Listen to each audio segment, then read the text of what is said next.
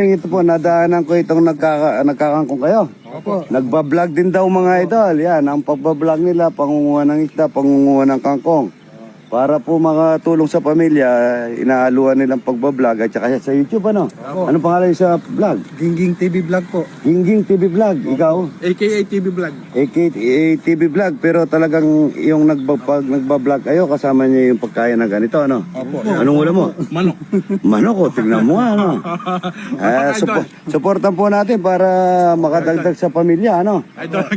Ayan, makapagbigay ng ano, taga saan kayo? Sa Isidro na. Isidro po. Oh, sa Nasidro yan, anong gagawin niyo yan? Malilitas po.